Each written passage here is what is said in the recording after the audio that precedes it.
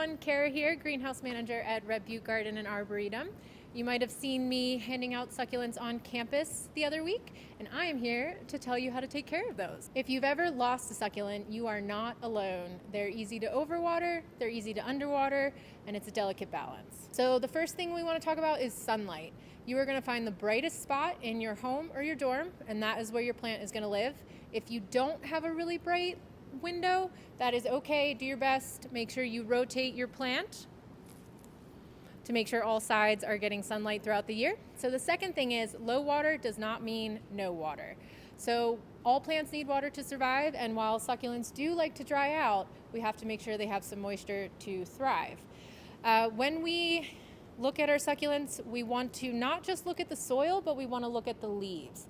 So you want to make sure your soil is dry and your leaves are a little bit wrinkly before you think about watering. Right, number 3 is how much do you water? So watering is more about frequency than quantity. So we want to make sure that every time we water and the soil is completely saturated from top to bottom.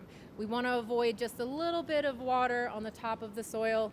So it's better to water less frequently but deeper. The fourth thing we want to talk about is drainage holes. Every pot you have needs to have holes on the bottom.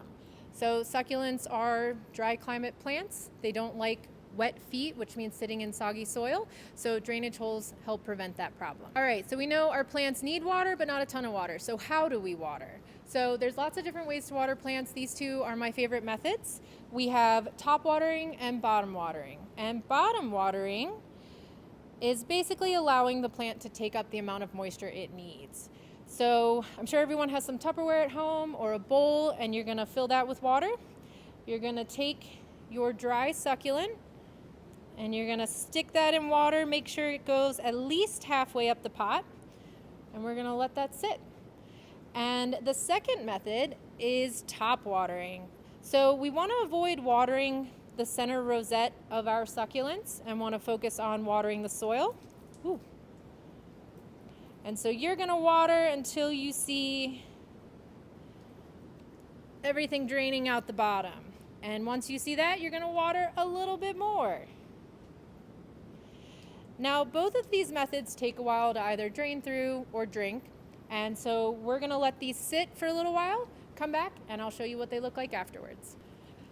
All right, we're back. An hour or two after we watered our plants, we should not see any more water dripping out the bottom of our plant. Once it's finished dripping, it's ready to go back to its home.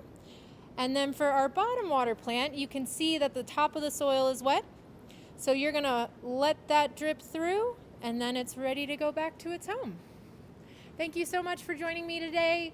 Make sure to check out the link below. We have a bunch of other events coming up, and stay tuned for more tips from our greenhouse.